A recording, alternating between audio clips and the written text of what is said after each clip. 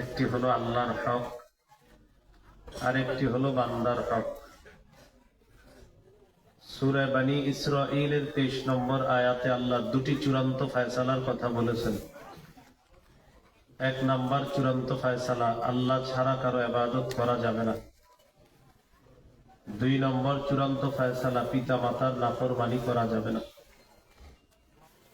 আল্লাহ তাআলা বলেন, ওয়াকাদা রাব্বুকা আল্লা তা'বুদু ইল্লা ইয়্যা। আপনার রব ফয়সালা করেছেন, আপনার রব আদেশ দিয়েছেন, চূড়ান্ত ফয়সালা করেছেন, তোমরা আল্লাহ ছাড়া কারো ইবাদত করবে না। উদ্দেশ্য শিরিক করা যাবে না, কারণ আল্লাহ ছাড়া কোনো ইলাহ নাই। সূরা আলী ইমরানের 18 নম্বর আয়াতে আছে, আল্লাহ ছাড়া কোনো ইলাহ নাই, সাক্ষী সব আল্লাহ দেয়। সুবহানাল্লাহ। শাহিদাল্লাহু আন্নাহু লা ইলাহা ইল্লা হুয়া ওয়াল মালাইকাতু ওয়া উলুল ইলম। আল্লাহ সাক্ষী দেন, তিনি ছাড়া কোনো ইলাহ নাই, এবং ফেরেশতাগণ এবং আলেমগণও সাক্ষী দেন। যাদের এলেম আছে, এলেম ওয়ালারা, তারাও সাক্ষী দেয় আল্লাহ ছাড়া কোনো ইলাহ নাই। তা আল্লাহর ফয়সালা, তোমরা আল্লাহ ছাড়া কারো ইবাদত করবে না। ইবাদত করতে হবে একমাত্র আল্লাহ, সেটা মৃত্যু পর্যন্ত। সূরা হিজরের 99 নম্বর আয়াতে আল্লাহ বলেন, ওয়া'বুদ রাব্বাকা হাত্তা ইয়াতিয়াকাল ইয়াকিন। মৃত্যু আসা পর্যন্ত তুমি তোমার রবের ইবাদত করো। সূরা জারিয়াতের 56 নম্বর আয়াতে, ওয়ামা খালাকতুল জিন্না ওয়াল ইনসা ইল্লা লিয়া'বুদুন। আমি জিন ইনসানকে সৃষ্টি করেছি আমার ইবাদত করার জন্য। তো আল্লাহর চূড়ান্ত ফয়সালা, আল্লাহ ছাড়া কারো ইবাদত করা যাবে না। উদ্দেশ্য শিরিক করা যাবে না, আল্লাহর ইবাদতে কাউকে অংশীদার বানানো যাবে না। সূরা কাহফের 110 নম্বর আয়াত আল্লাহ বলেন, ফামান কানা ইয়ারজু লিকা রাব্বিহি ফালইআমাল আমালান সালিহা ওয়া লা ইউশরিক বিইবাদাতি রাব্বিহি আহাদা। যে ব্যক্তি তার রবের সাক্ষাৎ কামনা করে, সে যেন নেক কাজ করে এবং তার রবের ইবাদতে কাউকে যেন অংশীদার না বানায়, কাউকে শরীক না করে। আল্লাহ আমাদেরকে শিরিক মুক্ত ইবাদত করার তৌফিক দান করেন। সূরা লুকমানের 13 নম্বর আয়াতে আল্লাহ বলেন, শিরিক মহা জুলুম। وَإِذْ قَالَ لُقْمَانُ لِابْنِهِ وَهُوَ يَعِظُهُ يَا بُنَيَّ لَا تُشْرِكْ بِاللَّهِ। ওই সময়কে স্মরণ করো যখন লোকমান তার সন্তানকে বললেন, হে প্রিয় সন্তান, তুমি আল্লাহর সাথে শিরিক করো না, শিরিক মহা জুলুম। সূরা মাঈদার 72 নম্বর আয়াতে আল্লাহ বলেন, ইন্নাহু মান ইউশরিক বিল্লাহ ফাকাদ হারামাল্লাহু আলাইহিল জান্নাহ ওয়া মাওয়াহুন নার ওয়া মা লিয-যালিমিন মিন আনসার। যে ব্যক্তি শিরিক করা অবস্থায় মৃত্যুবরণ করবে, যে শিরিক করবে আর অবস্থায় যদি তার মৃত্যু হয়, তার জন্য আল্লাহ জান্নাত হারাম করে দিয়েছেন, তার ঠিকানা হলো জাহান্নাম। বিপরীতে কেউ যদি শিরিক ছাড়া মারা যায়, সে একদিন জান্নাতে যাবে। সহিহ বুখারীর 1237 নম্বর হাদিস, قال رسول الله صلى الله عليه وسلم, রাসূলুল্লাহ সাল্লাল্লাহু আলাইহি সাল্লাম বলেন, জিবরিল আমিন আমার কাছে আসছে, আসার পর বললেন, বাশশির উম্মাতাকা আন্নাহু মান মাতা মিন উম্মাতিকা লা ইউশরিকু বিল্লাহি শাইআ দাখালাল জান্নাহ। নবী, আপনি আপনার উম্মতকে সুসংবাদ দিয়ে দেন, আপনার উম্মতের কেউ যদি শিরিক করা ছাড়া মারা যায়, সে জান্নাতে প্রবেশ করবে। শিরিক করা মানে নফসের উপর জুলুম করা। সূরা বাকারার 54 নম্বর আয়াতে আল্লাহ বলেন, ইয়া কওমি ইন্নাকুম যালামতুম আনফুসাকুম বিত্তিখাদিকুমুল ইজলা মুসা নবী তার জাতিকে ডেকে বলতেছেন, হে আমার সম্প্রদায়, তোমরা বাছুরকে উপাস্য হিসাবে গ্রহণ করার মাধ্যমে নিজেদের প্রতি জুলুম করলা। বাছুরকে তারা উপাস্য বানিয়েছে, তো বাছুরকে উপাস্য হিসাবে গ্রহণ করার মাধ্যমে তোমরা নিজেদের প্রতি জুলুম করলা। আল্লাহ আমাদেরকে শিরিক থেকে হেফাজত করেন, আমিন। সূরা আনআমের ৮২ নম্বর আয়াতে আল্লাহ বলেন, الذين آمنوا ولم يلبسوا إيمانهم بظلم أولئك لهم الأمن وهم مهتدون। যারা ঈমান এনেছে, ঈমানকে যারা শিরিকের সাথে সংমিশ্রণ করেনি, আল্লাহ তাদের জন্যই নিরাপত্তার ঘোষণা। আল্লাহ বলেন উলাইকা লাহুমুল আমনু, তাদের জন্যই নিরাপত্তা। ওয়া হুম মুহতাদুন, তারাই হেদায়েত প্রাপ্ত। লোক দেখানো ইবাদত, এটাও শিরিক। বুলুগুল মারাম হাদিসের কিতাব 440 নম্বর হাদিস। এই হাদিসের মধ্যে আছে, قال رسول الله صلى الله عليه وسلم إن أخوف ما أخاف عليكم الشرك الأصغر الرياء। নবীজি বলেন, আমি তোমাদের ব্যাপারে সবচেয়ে বেশি ভয় পাই ছোট শিরিকের মধ্যে তোমরা লিপ্ত হয়ে যাবা। ছোট শিরিক হলো আর রিয়া, লোক দেখানো ইবাদত করা। يقول الله يوم القيامة اذهبوا إلى الذين كنتم تراءون في الدنيا فانظروا هل تجدون عندهم جزاء। লোক দেখানো ইবাদতকারী মানুষগুলোকে কিয়ামতের ময়দানে আল্লাহ তাআলা বলবেন, যাও তাদের কাছে যাও যাদের দুনিয়ার মধ্যে তোমরা দেখানোর জন্য ইবাদত করতা। যাদেরকে দেখানোর জন্য দুনিয়াতে ইবাদত করতা, তাদের কাছে যাও। যাওয়ার পর দেখো, খোঁজ করে তাদের কাছে কোনো প্রতিদান পাও কিনা। আমি আল্লাহ প্রতিদান দিব না, কারণ ইবাদত তো আমার জন্য করো নাই, যাদের জন্য করছো তাদের কাছে গিয়ে প্রতিদান খোঁজো, যাও। আল্লাহ আমাদেরকে লোক দেখানো ইবাদত থেকে হেফাজত করো, আমিন। হাদিসের কিতাব সহিহ ইবনে খুজাইমা 2 নম্বর খন্ড 140 নম্বর পৃষ্ঠা। এই হাদিসের মধ্যে আছে, خرج النبي صلى الله عليه وسلم فقال أيها الناس إياكم وشرك السرائر। রাসূলুল্লাহ সাল্লাল্লাহু আলাইহি সাল্লাম বের হলেন, বের হওয়ার পর বললেন, হে মানুষ, তোমরা গোপন শিরিক থেকে বাঁচো। قالوا وما شرك السرائر يا رسول الله। সাহাবীগণ প্রশ্ন করলেন, হুজুর গোপন শিরিক কাকে বলে আপনার কাছে জানতে চাই। নবীজি বললেন, ইয়াকুমুর রাজুলু ফায়ুসাল্লি ফায়ুযায়্যিনু সালাতাহু জাহিদান লিমা ইয়ারা বিন নাযরিন নাসি ইলাইহি। যারা নামাজের মধ্যে দাঁড়ায়, নামাজটা সুন্দর করে এই নিয়তে মানুষ যেন তার নামাজ দেখে বলে, বাবা কত সুন্দর নামাজ।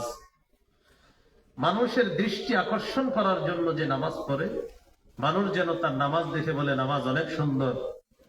তো মানুষের বাহবা কামাই করার জন্য যে লোক দেখানো ইবাদত করে, নবীজি বলেন ফাযাকা শিরকুস সারাইর, এটাই গোপন শিরিক, বলি নাউযুবিল্লাহ। সহিহুত তারগীব 30 নম্বর হাদিস। এই হাদিসে আসছে গোপন শিরিক দাজ্জালের চেয়ে ভয়ঙ্কর, দাজ্জালের চেয়ে ভয়ঙ্কর ফিতনা।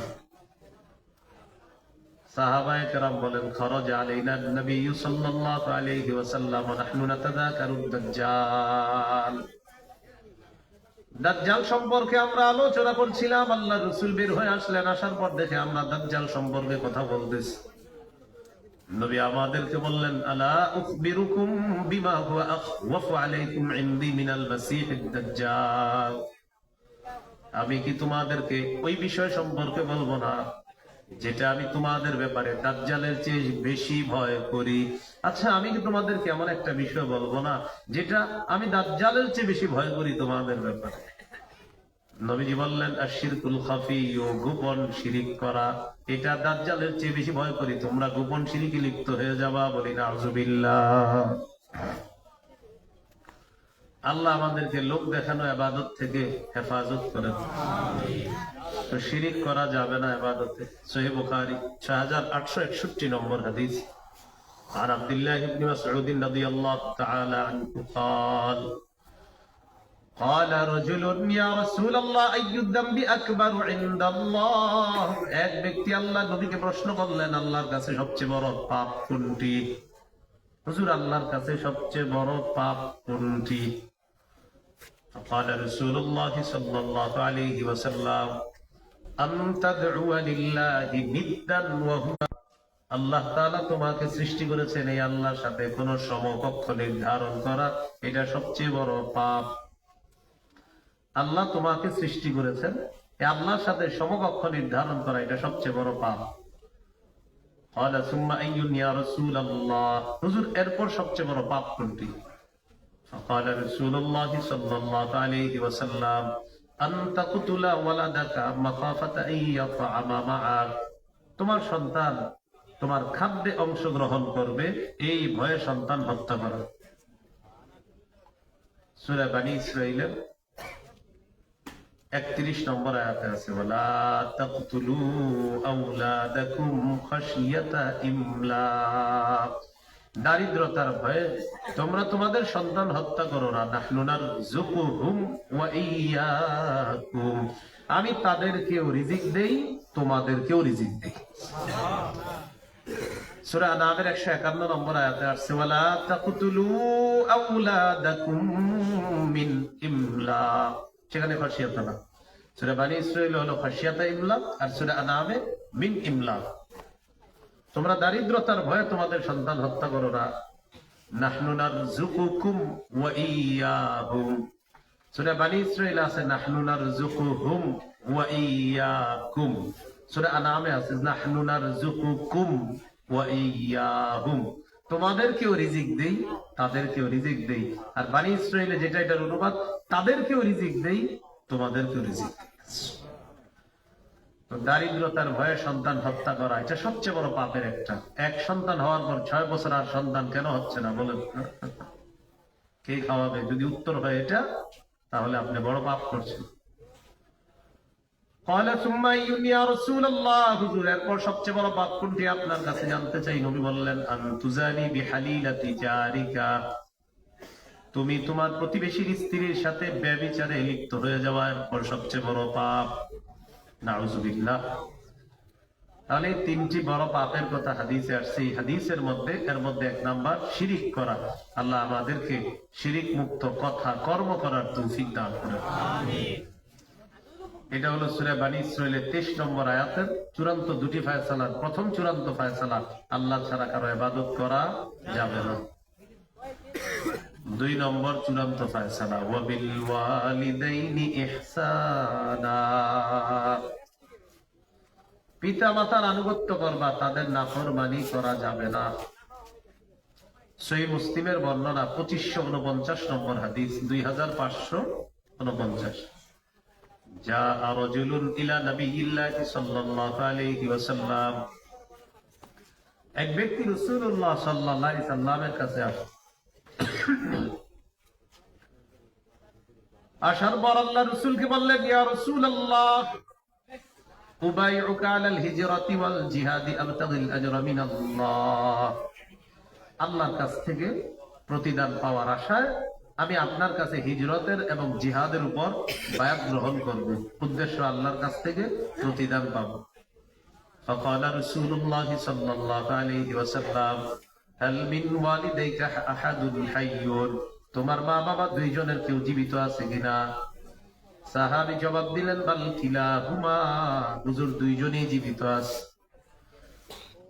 فقال رسول الله صلى الله عليه وسلم فهل تبتغي الاجر من الله তুমি কি আসলে আল্লাহর কাছ থেকে পরিপূর্ণ প্রতিদান পেতে চাও যদি আল্লাহর কাছ থেকে পরিপূর্ণ প্রতিদান পেতে চাও ইরজি ইলা ওয়ালিদাইকা ফাহসিন সুহবাতাহুমা তোমার মা বাবার কাছে ফিরে যাও তাদের সাথে উত্তম আচরণ করো আল্লাহর কাছ থেকে পরিপূর্ণ প্রতিদান পেয়ে যাইবা সহিহ বুখারীর বর্ণনা 3004 নম্বর হাদিস জাআ রাজুলুন ইলা রাসূলিল্লাহি সাল্লাল্লাহু আলাইহি ওয়াসাল্লাম এক ব্যক্তি রাসূলুল্লাহ সাল্লাল্লাহু আলাইহি সাল্লামের কাছে আসার পর ফাস্তাআযানাহু ফিল জিহাদ জিহাদের অনুমতি চাইলেন فقال رسول الله صلى الله عليه وسلم أحي والدا আচ্ছা তোমার মা বাবা জীবিত আছে? সাহাবী জবাব দিলেন, জি হুজুর। নবীজি বললেন, ফাফিহিমা ফাজাহিদ, মা বাবার সেবা করার মাধ্যমে জিহাদ করো। তুমি তাদের সেবা করো, তুমি এই সেবার মাধ্যমে জিহাদের সওয়াব পাবে। সুবহানাল্লাহ। মুসনাদে আহমদ হাদিসের কিতাব 15538 নম্বর হাদিস। নবীজির একজন সাহাবী নাম জাহিমা, কি নাম? বলেন জাহিমা রাদিয়াল্লাহু তাআলা أن جاهمة رضي الله تعالى عنه أتى رسول الله صلى الله عليه وسلم فقال أردت أن أغزو يا رسول الله وقد جئتك أستشيرك নবীজির কাছে এই সাহাবী আসলেন। আসার পর বললেন, ইয়া রাসূলুল্লাহ, আমি জিহাদের নিয়ত করেছি, আপনার কাছে আসলাম পরামর্শ করার জন্য। নবীজি বললেন, ফাহাল্লাকা মিন উম্মিন, তোমার আম্মা আছে কিনা? জি হুজুর, আম্মা। فقال رسول الله صلى الله عليه وسلم ইলজামহা ফাইনাল জান্নাতা তাহতা রিজলাইহা, মায়ের সেবা করা আবশ্যক করে নাও, মায়ের দুই পায়ের নিচে আল্লাহর জান্নাত। মার সেবা করো, সেখানেই তোমার জান্নাত। এই জন্য পিতা মাতার শুকরিয়া আদায় করা সারা জীবন, আল্লাহর শুকরিয়া আদায় করার পাশাপাশি মা বাবার প্রতি কৃতজ্ঞ থাকা। সূরা লোকমানের 14 নম্বর আয়াতে আছে, ওয়াসাইনাল ইনসানা বিওয়ালিদাইহি, আমি মানুষকে হুকুম করেছি তারা যেন পিতা মাতার আনুগত্য করে। হামালাতহু উম্মুহু ওয়াহনান আলা ওয়াহনিন, মা তার সন্তানকে পেটে ধারণ করেছে কষ্টের পর কষ্ট সহ্য করে। ওয়া ফিসালুহু ফি আমাইন, 2 বছরে তার দুধ ছাড়ানো হয়। আল্লাহ তাআলা বলেন, আনিশকুরলি ওয়া লিওয়ালিদাইক, যেহেতু আমি আল্লাহ তোমাকে দুনিয়াতে আনলাম, তাই আমার শুকরিয়া আদায় করো। ওয়ালি ওয়ালিদাইক, আর যাদের মাধ্যমে তোমাকে দুনিয়াতে আনলাম তাদের প্রতিও সারা জীবন কৃতজ্ঞ থাকো। সুবহানাল্লাহ। দুটি হুকুম, আনিশকুরলি, আমার শুকরিয়া আদায় করো, ওয়ালি ওয়ালিদাইক, পিতা মাতার কৃতজ্ঞ থাকো, তাদের প্রতি কৃতজ্ঞ থাকবা, তাদের শুকরিয়া আদায় করবা। সারা জীবন মা বাবার প্রতি কৃতজ্ঞ থাকতে হবে। আল্লাহ তৌফিক দান করেন, আমিন। এরপর আল্লাহ বলেন, ইম্মা ইয়াবলুগান্না ইনদাকাল কিবারা আহাদুহুমা আও কিলাহুমা, তোমার মা বাবা দুইজনের একজন অথবা দুইজন যদি তোমার কাছে বার্ধক্যে উপনীত হয়ে যায়, বুড়ি হয়ে যায়, বৃদ্ধ বৃদ্ধা হয়ে যায়, তোমার মা বাবা দুইজনের একজন অথবা দুইজন তোমার কাছে যদি বার্ধক্যে পৌঁছে যায়, বৃদ্ধ বৃদ্ধাও হয়ে যায়, মা বাবা বার্ধক্যে আপনার কাছে বসবে। বার্ধক্য কি, বাংলাটা কি? বার্ধক্য। সহিহ মুসলিমের একটা হাদিস বলি, তারপর কোরআনের আয়াতগুলো বলবো। 2551 নম্বর হাদিস, 2551। قال رسول الله صلى الله عليه وسلم رغم أنف ثم رغم أنف ثم رغم أنف, রাসূলুল্লাহ সাল্লাল্লাহু আলাইহি সাল্লাম বলেন, ওই ব্যক্তির নাক ধুলোয় দূষিত হোক, ওই ব্যক্তির নাক ধুলোয় দূষিত হোক, ওই ব্যক্তির নাক ধুলোয় দূষিত হোক। এর মানে সে হতভাগা, সে হতভাগা, সে হতভাগা। সাহাবীগণ বললেন, মান ইয়া রাসূলুল্লাহ, হুজুর কে হতভাগা আপনার কাছে জানতে চাই। নবীজি বললেন, মান আদরাকা ইনদাহু আবাওয়াইহিল কিবারা, যার কাছে তার মা বাবা বার্ধক্যে উপনীত হয়। দেখে কি বলে, যার কাছে তার মা বাবা বৃদ্ধ বৃদ্ধা হয়ে যায়,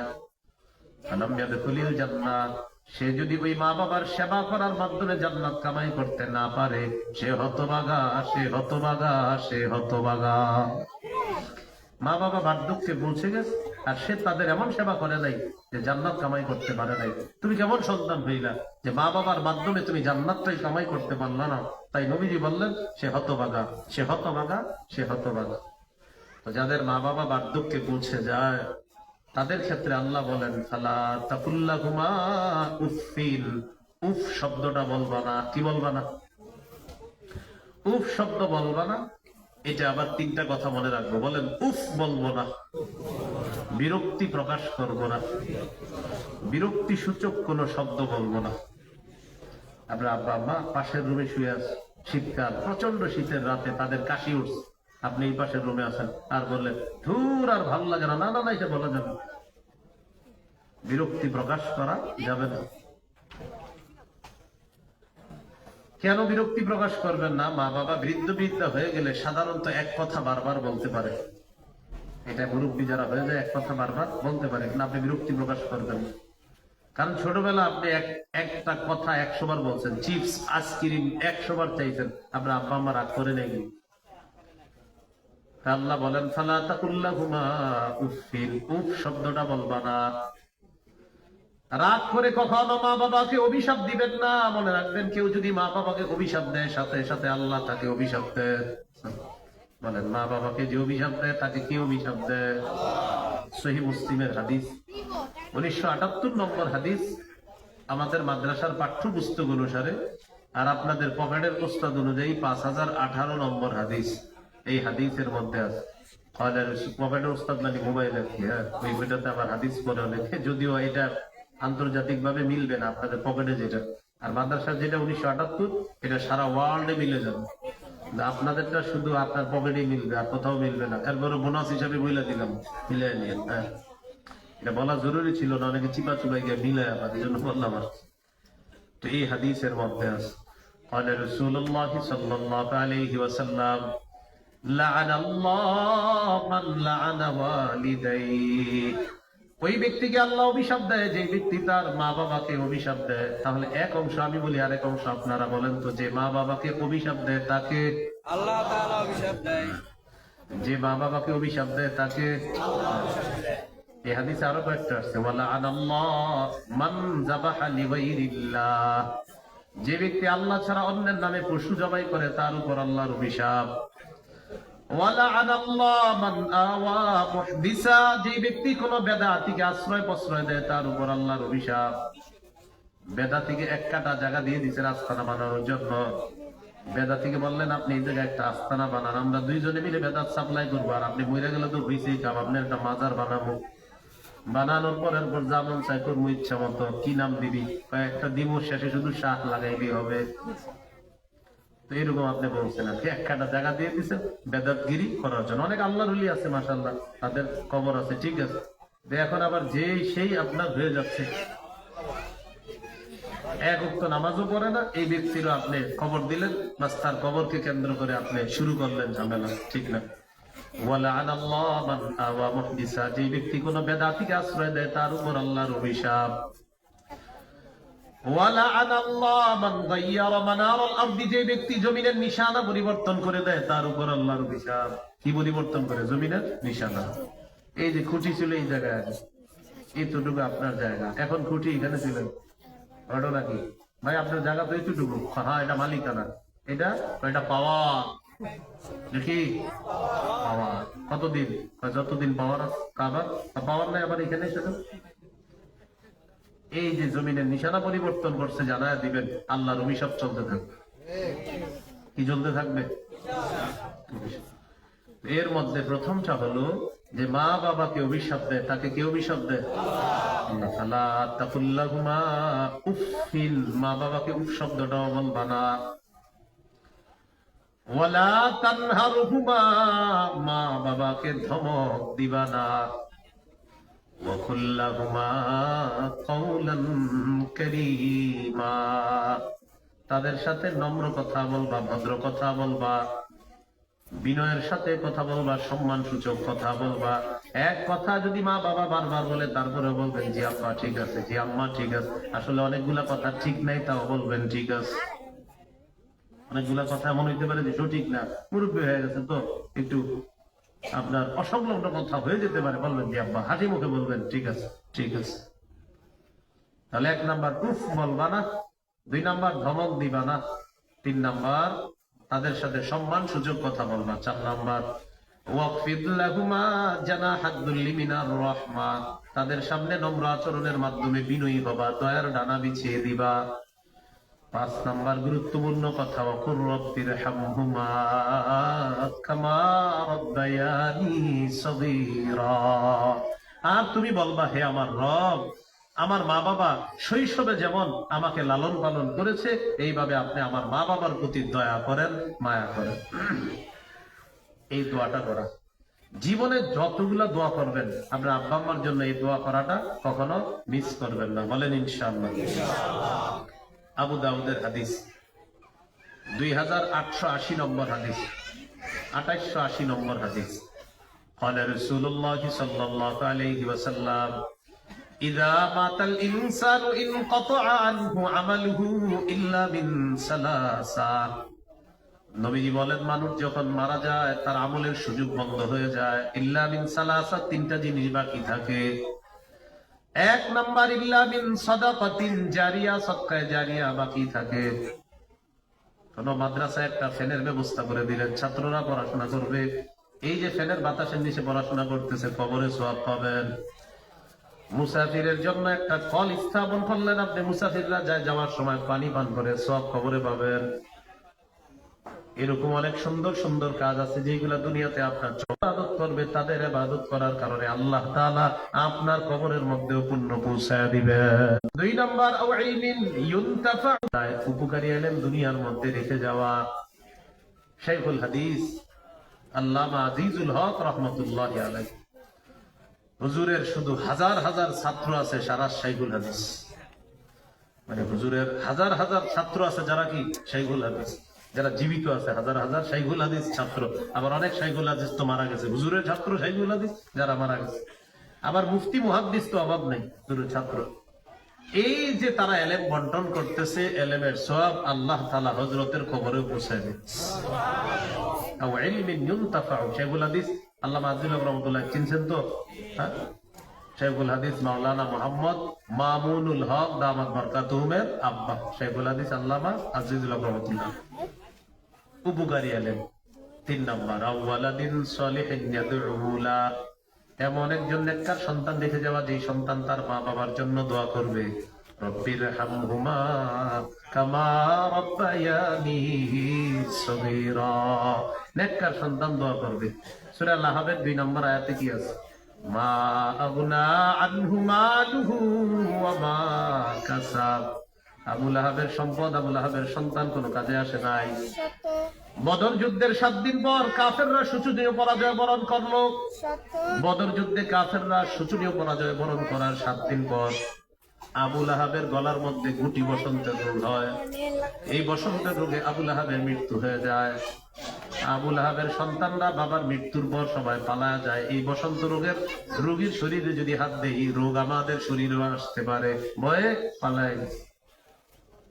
বাবার লাশে হাত দেয় না। 3 দিন লাশ করে রয়েছে, পয়চা গন্ধ বের হইতেছে। মানুষ খবর দিছে তাড়াতাড়ি কি করবা করো, কারণ কেউ যায় না এটার কাছে। তাদের অন্ধবিশ্বাস ছিল যে বসন্তের রোগীর শরীরে হাত দিলে এই রোগ তার শরীরেও ছড়ায় পড়তে পারে। তো পরে 2 ছেলে আসছে। আবু লাহাবের 2 ছেলে ছিল, বিখ্যাত ছেলে, উতবা উতাইবা নাম। এই 2 জন আসছে, আসার পর এই আর কি বিষয়টা। আল্লাহ বলেন মা আগনা আনহু মালুহু ওয়া মা কাসাব।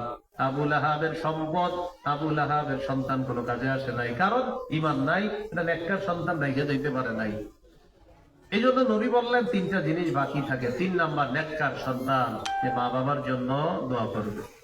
আপনি আপনার মৃত মা বাবার জন্য যতবার বলবেন আল্লাহ তাদেরকে মাফ করেন, মাফ করেন, মাফ করেন, ওই নেককার মৃত মা বাবা যাদের আছে তাদের একটা মর্যাদা আল্লাহ বানায়। একটা মর্যাদা, একবার দোয়া 1 মর্যাদা, 2 বার 2 মর্যাদা, 100 বার 100 মর্যাদা। দলিল মুসনাদে আহমদ 10618 নম্বর হাদিস। ক্বালা রাসূলুল্লাহ সাল্লাল্লাহু আলাইহি ওয়াসাল্লাম, নবীজি বলেন ইন্নাল্লাহা লা ইয়ারফা'ু দারাজাতা লিল 'আবদিস সালিহি ফিল জান্নাহ। আল্লাহ তাআলা নেককার বান্দার মর্যাদা জান্নাতের মধ্যে বাড়ায়া দেয়। সুবহানাল্লাহ। নেককার বান্দা বলে, আল্লাহ আমার মর্যাদা আপনি কেন বাড়াইলেন? আল্লাহ তাআলা বলেন বিইস্তিগফারি ওয়ালাদিকা লাক, তোমার সন্তান তোমার জন্য ইস্তেগফার পাঠ করছে, ক্ষমা প্রার্থনা করছে। যতবার তোমার সন্তান তোমার জন্য ক্ষমা চেয়েছে, আমি আল্লাহ ততবার জান্নাতে তোমার মর্যাদা বাড়ায়া দিলাম। তাহলে কতবার দোয়া করা দরকার? মৃত বাবার জন্য কত দোয়া করা দরকার? আজকে ফজিলতটা জানলেন। যতবার দোয়া ততবার মর্যাদা, যত দোয়া ততবার মর্যাদা। আল্লাহ আমাদেরকে এই মৃত বাবার জন্য বেশি বেশি দোয়া করার তৌফিক দান করেন।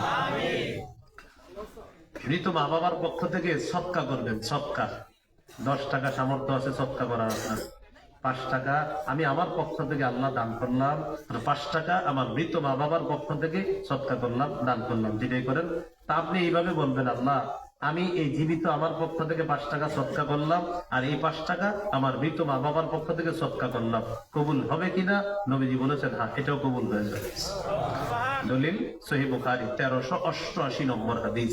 এক ব্যক্তি রাসূলুল্লাহ সাল্লাল্লাহু আলাইহি সাল্লামের কাছে এসে বললেন, হুজুর ইন্না উম্মি উকতুতিলাত নাফসুহা, হুজুর আমার আম্মা হঠাৎ মারা গেছে। আযুন্নুহা লাউ তাকাল্লামাত লা তাসাদ্দাকাত, আমার বিশ্বাস আমার আম্মা যদি কথা বলতে পারতেন, আমার আম্মা দান সদকা করতেন। হুজুর আমি আপনার কাছে জানতে চাই, ফাহাল্লাহা আজরুন ইন তাসাদ্দাকতু আনহা, আমি যদি আমার মা বাবার পক্ষ থেকে সদকা করি, আমার মৃত মায়ের পক্ষ থেকে সদকা করি, সদকার এই সওয়াব আমার মৃত মা পাবে কিনা? নবীজি বললেন, অবশ্যই তোমার মৃত মা, এই মৃত মায়ের পক্ষ থেকে সদকা করলে আল্লাহ তাআলা তার কবরে এই সওয়াব পৌঁছায় দিবেন। ফাহাল্লাহা আজরুন বলছে, হুজুর কোনো প্রতিদান হবে? নবী বললেন হ্যাঁ, অবশ্যই প্রতিদান হবে। তাহলে মা বাবার জন্য বেশি বেশি কি করা? দোয়া করা, তাদের জন্য বদদোয়া না করা, আর মা বাবার ধমক না দেওয়া। মনে রাখবেন, তাদের বদদোয়াও কিন্তু কবুল হয়, আবার দোয়াও কবুল হয়ে যায়।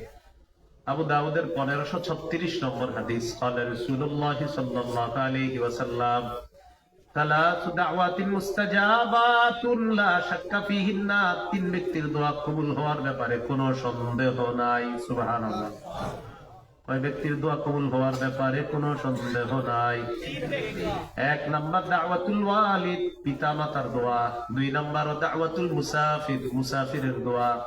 3 নাম্বার দাওয়াতুল মাজলুম, মাজলুমের দোয়া। এই 3 ব্যক্তির দোয়া কবুল হওয়ার ব্যাপারে কোনো সন্দেহ নাই।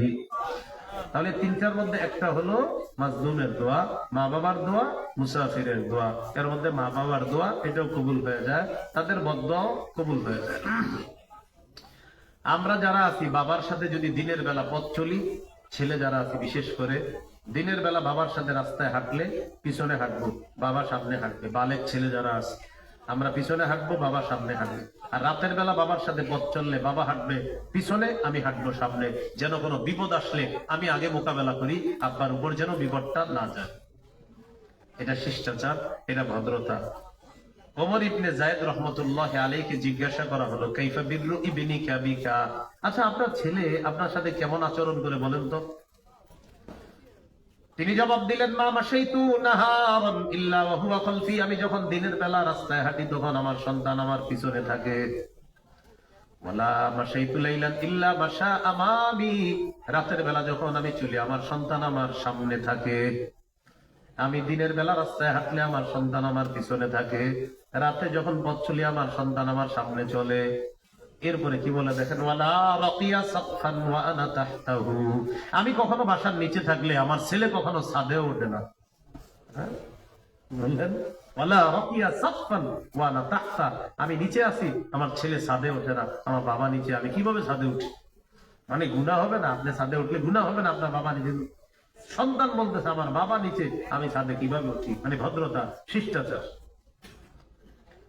আবু হুরায়রা রাদিয়াল্লাহু তাআলা আনহু বলেন, লা তুসাম্মিহি বিইসমিহি, বাবার নাম ধরে কখনো ডাকবা না, বাবার নাম ধরে কখনো ডাকবা না। ওয়ালা তাজলিস আমামা, বাবার সামনে কখনো বসবা না, অথবা ওয়ালা তাজলিস ক্বাবলা, বাবার সামনে বসবা না। কোন মজলিসের মধ্যে বসলে বাবা আগে বসবে, তুমি পিছনে বসবা। ওয়ালা তামশি আমামা, দিনের বেলা যখন পথ চলবা তখন তুমি সামনে চলবা না, বাবা সামনে চলবে, তুমি পিছনে চলবা।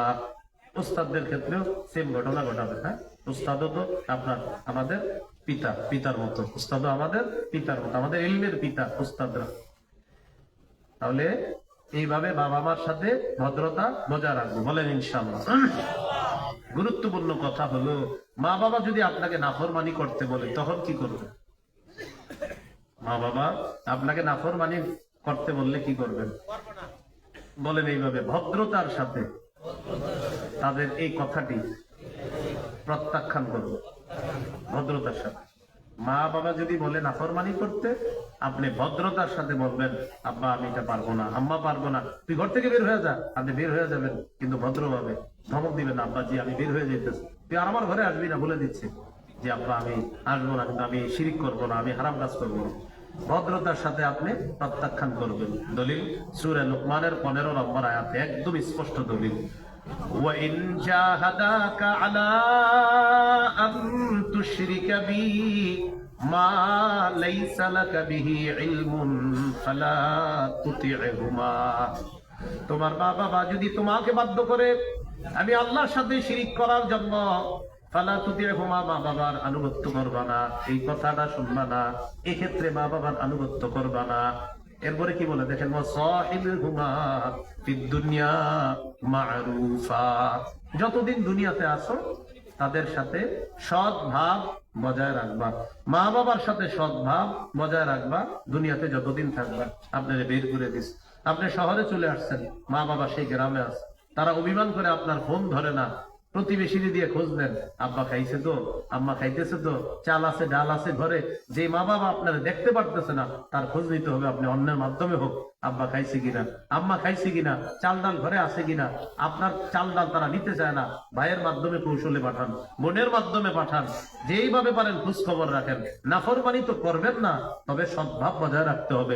এমনকি তারা যদি অন্য ধর্মেরও হয় আর আপনি মুসলমান হয়ে গেছেন, সেই মা বাবার অন্ন বস্ত্র বাসস্থান স্বাস্থ্যের খোঁজ খবর সন্তান হিসাবে আপনার রাখতে হবে।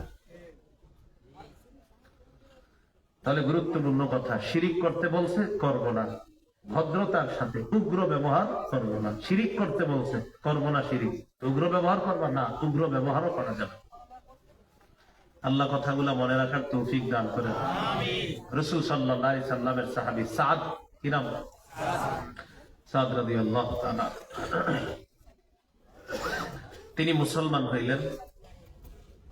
তার আম্মা তাকে বললেন, তুই ইসলাম ছেড়ে দে। নাউজুবিল্লাহ বলেন। তো ছেলে বললেন, অসম্ভব। না, তুই ছেড়ে দে। না, অসম্ভব আম্মা। মা বললেন, আল্লাহি লা আত'আমু তা'আমান ওয়া লা আশরাবু শারাবান হাত্তা আমুতা আও তাকফুরা বি মুহাম্মাদ সাল্লাল্লাহু আলাইহি ওয়াসাল্লাম। আল্লাহর কসম, আমি খাবো না, আমি পান করব না, হয়তো আমি মরে যাব, না হয় তুই মুহাম্মদকে সাল্লাল্লাহু আলাইহি সাল্লাম, নাই তো তুই মুহাম্মদকে সাল্লাল্লাহু আলাইহি সাল্লাম, নয়তো তুই মুহাম্মদ সাল্লাল্লাহু আলাইহি সাল্লামকে অস্বীকার করবি। হয় আমি মারা যাব, না হয় তুই মুহাম্মদকে সাল্লাল্লাহু আলাইহি সাল্লাম তাকে অস্বীকার করবি। হয় আমি মারা যাব, না হয় তুই নবীকে অস্বীকার করবি, অন্যথা আমি খাবো না, আমি পান করব না। দুইটা অপশন, হয় আমি মারা যাব, না হয় তুই মুহাম্মদ সাল্লাল্লাহু আলাইহি সাল্লাম তাকে অস্বীকার করবি, কোনটা করবি? এই কথা বলার পর ছেলে বিপদে পড়ে গেছে। বলেন ঈমান, বলেন ঈমান। মা, ঈমান, মা, একদিক দিয়ে ঈমান, আরেক দিক দিয়ে মা। মা খাবে না, আর এদিকে সন্তানের ঈমান ছাড়তে হবে। মা শর্ত দিস, কি করবো? আল্লাহ তাআলা সূরা আনকাবুতের 8 নম্বর আয়াত নাযিল করে সাদ রাদিয়াল্লাহু তাআলা আনহুকে প্রশ্নের সমাধান দিয়ে দিয়েছে। সুবহানাল্লাহ। আল্লাহ বলে, ওয়া ইন জাহাদাকা লিতুশরিকা বি মা লাইসা লাকা বিহি ইলমুন ফালা তুতি'হুমা।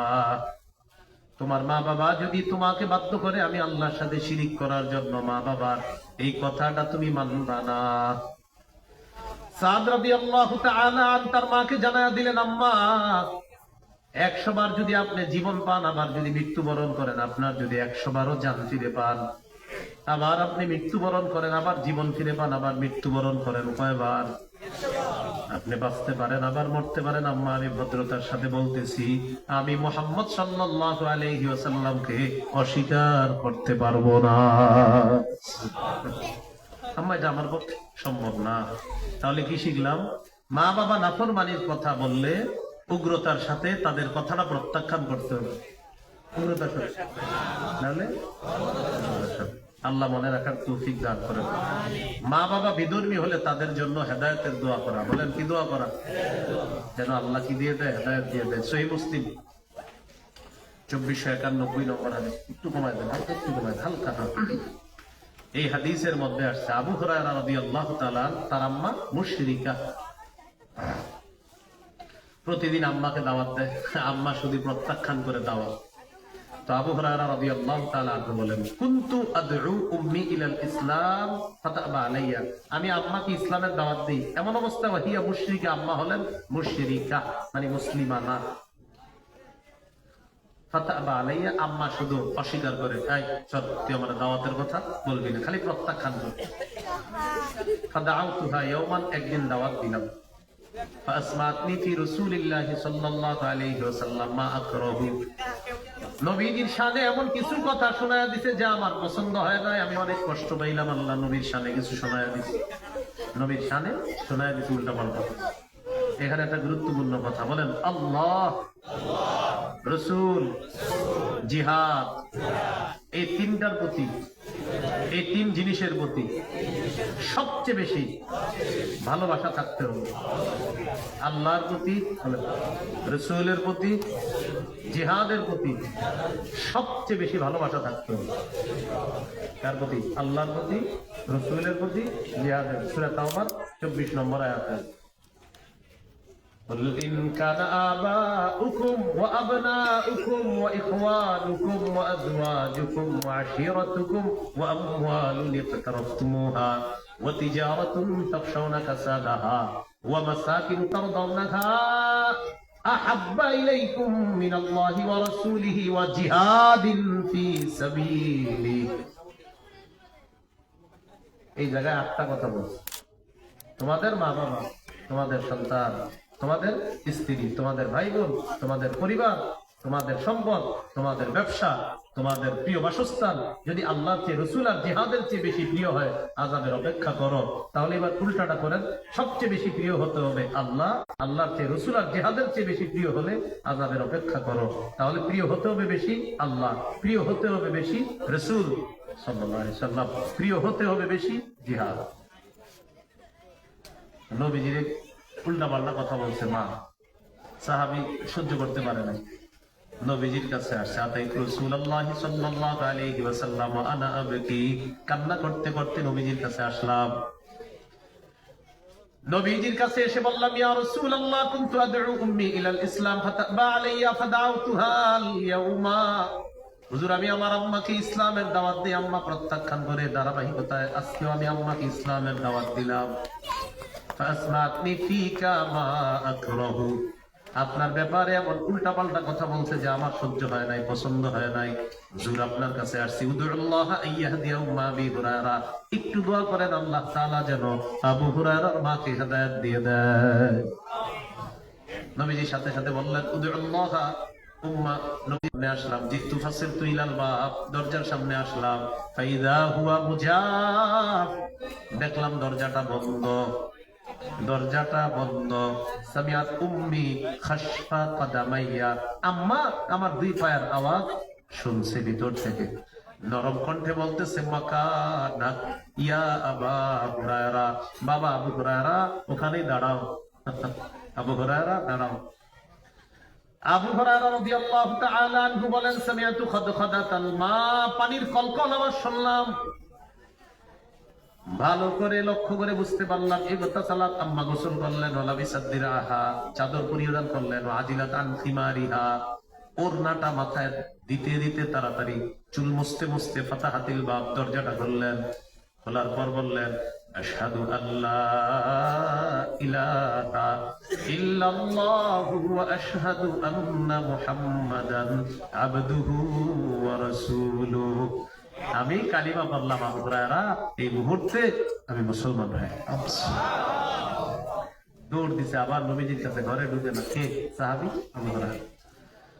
আবু হুরায়রা রাদিয়াল্লাহু তাআলা আনহু বলেন, নবীজির কাছে আসলাম, আনা কি মিনাল ফারহি, খুশিতে আমি কান্না করতেছি, খুশিতে কান্না করতেছি। নবীজির কাছে এসে বললাম, আবশির, হুজুর সুসংবাদ গ্রহণ করেন। قد استجاب الله دعوتك وهدى أم أبي هريرة, আল্লাহ আপনার দোয়া কবুল করেছে, আবু হুরায়রার মাকে আল্লাহ হেদায়েত দিয়ে দিয়েছে। হুজুর আরেকটা দোয়া কর। কি দোয়া? উদউ আল্লাহ আইয়ুহাব্বিবানি আনা ওয়া উম্মি ইলা ইবাদিহিল মুমিনিনা ওয়া ইউহাব্বিবাহুম ইলাইনা। হুজুর, আল্লাহ যেন আমারে আর আমার মাকে সারা দুনিয়ার সমস্ত মুমিনের অন্তরে প্রিয় পাত্র বানায়া দেয়, আর মুমিনদেরকে যেন আমার আর আমার মায়ের অন্তরে প্রিয় বানায়া দেয়। নবীজি সাথে সাথে বললেন, আল্লাহুম্মা হাব্বিব উবাইদাকা হাদা ওয়া উম্মাহু ইলা ইবাদিকাল মুমিনিনা ওয়া হাব্বিবহুম ইলাইহিম। আল্লাহ আপনার এই ছোট্ট বান্দা না, মায়া করে বলতেছে, আল্লাহ আপনার এই ছোট্ট বান্দা আবু হুরায়রা আর তার মাকে আপনার সব বান্দাদের কাছে প্রিয় বানায়া দেন, আর সমস্ত বান্দাদেরকে, মুমিনদেরকে তাদের কাছে প্রিয় বানায়া দেন। আবু হুরায়রা রাদিয়াল্লাহু তাআলা আনহু বলেন, আমার জীবনে যত মানুষ আমাকে দেখছে বা আমার কথা শুনছে, নবীর এই দোয়ার বরকতে সবাই আমাকে ভালোবেসেছে, সবাই আমাকে মহব্বত করেছে। ওই সাহাবী, তার নাম কি আবু হুরায়রা। এই হলো আপনার অমুসলিম মা বাবা হলে তাদের হেদায়েতের জন্য দোয়া করা।